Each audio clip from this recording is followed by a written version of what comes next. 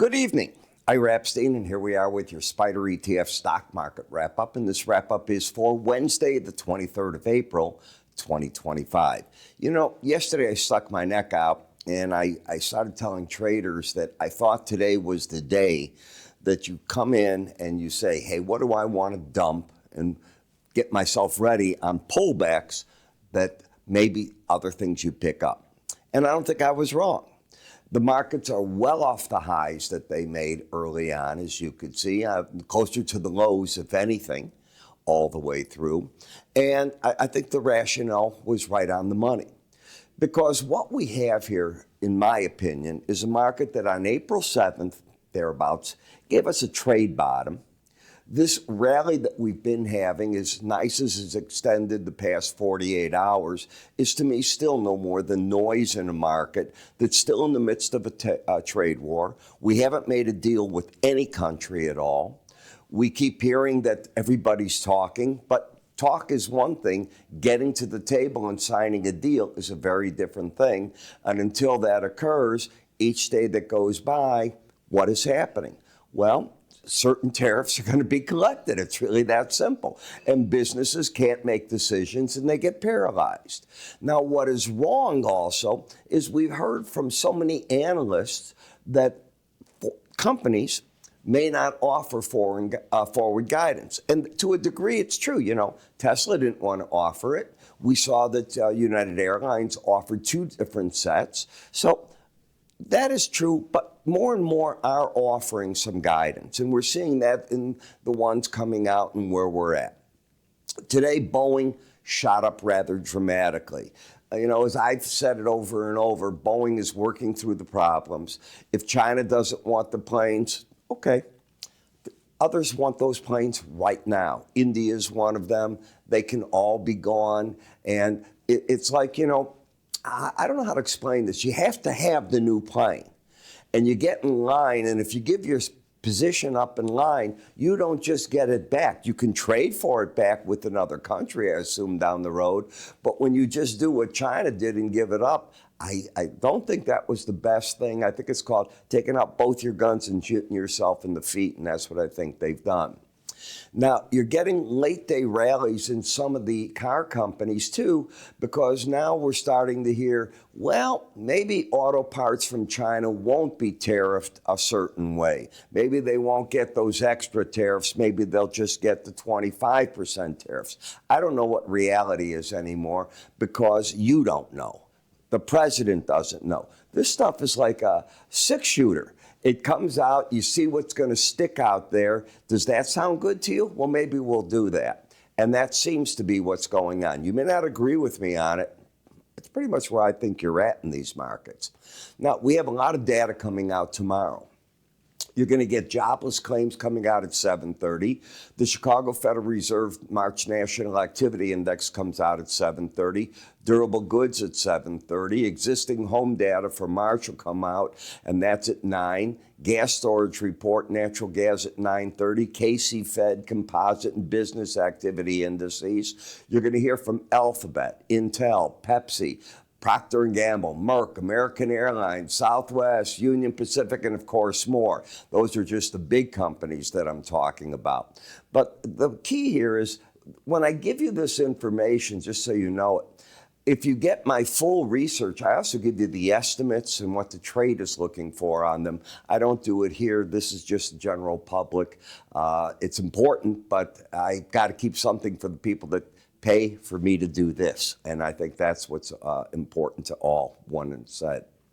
All right, let's take another look at what's going on. Let's go right to GDX. You know, one of the things I was looking for in GDX is for the market to fall.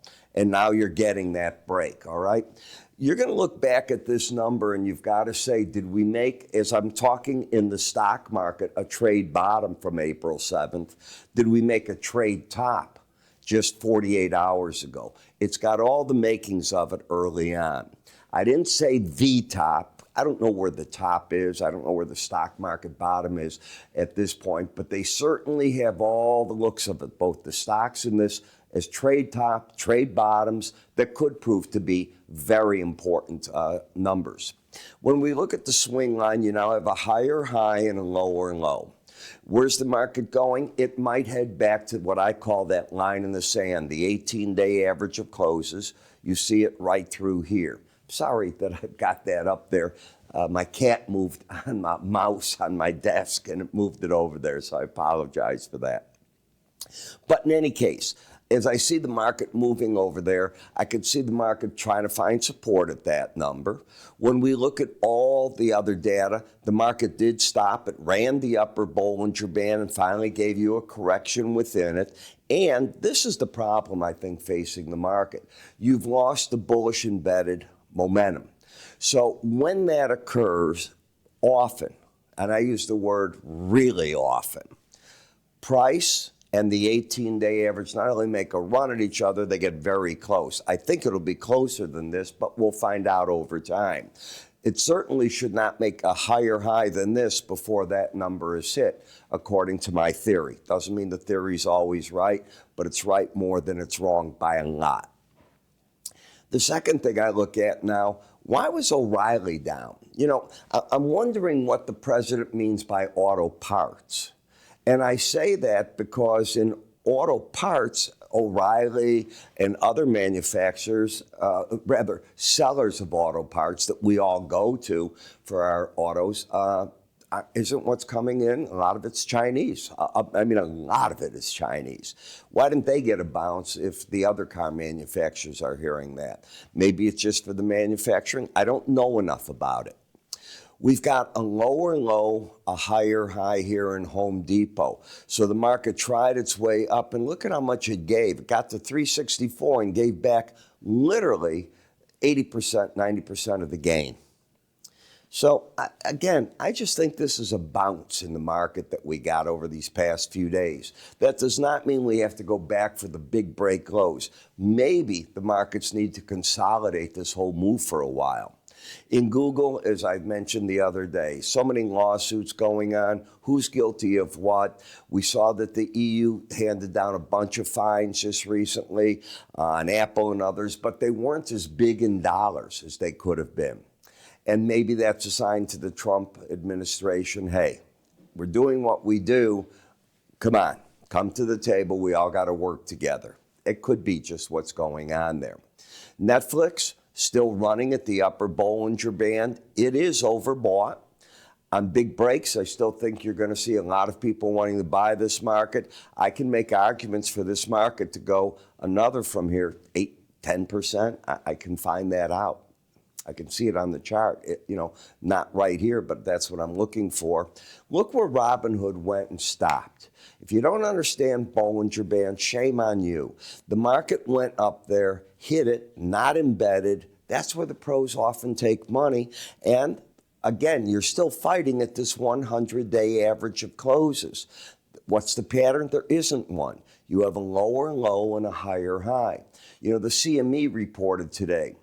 And I saw the stock in after hours down about $2.50. They're coming out with more and more products. They're buying back another $3 billion of stocks at what they call opportune times.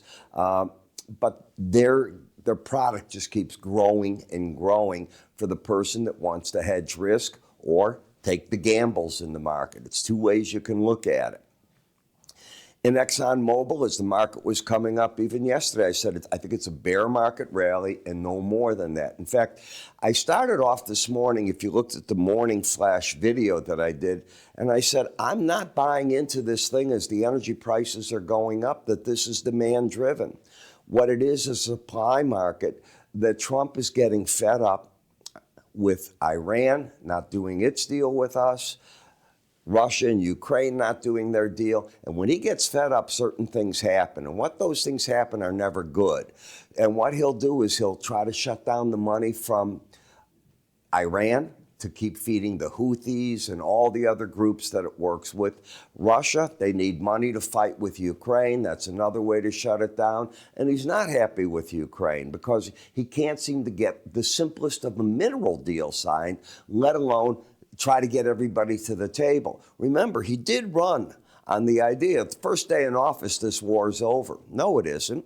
And now they're asking a lot of Ukraine. They're telling them they can't have Crimea, that the land they've lost so far is going to be lost. That's the way it is. That's what you're going to lose. And for the Ukrainians, this is a big, big matter of pride, degradation for them. It's a hard thing for them to take. The reality of the situation is Russia versus them. Russia's very powerful. And at what point does everybody just say, you lost that? I don't know. I'm not smart enough to know. But it's a real problem, and don't you bet that this is over yet. But the president, our president, is getting very frustrated with it, and that means things start happening. If he stops Russian oil, that puts pressure on everybody in a different way. So while that's coming up, you've got to be careful. And OPEC today said they're talking of even producing more oil. I don't find those elements bullish in a market that we're talking, are we in a recession? Are others going into it because of these tariff wars? And I'm going to repeat to you, don't do this all rosy thing. Nobody has signed the deal yet. Got it? When we come to stocks, all you did is go back to the 18-day average. You didn't really go anywhere from this market. So I view it as a bear market rally that sort of fell flat. As we come to the financial sector, this is not a trend. You have a lower low, a higher high, all centered around the 18-day average. The market's lifted itself up. Tomorrow when it reopens, if it's steady, it's overbought instantly. Overbought doesn't have to stop a market. The bias is up. But look where you closed in the day's range. I mean, you went from 48.72 to 47.56, and you closed 16 cents off the low. I don't consider that good action. Then we come to the industrial sector. And again, you can see the lower low, the higher high. I don't know. I have trouble thinking anything beyond the fact that the markets have taken a hit. They need to consolidate a bit. They don't have to keep breaking apart, but they have no reason to pick up and run just yet. They need more info, and they need a deal done if you're going to get bullish. On XLE, to me, this is a classic bear market rally, and no more than that. It went right to the 18-day average, and it stalled. That's the way I'm looking at it. In the gold market, well, you've certainly left this is called an island. See that right there?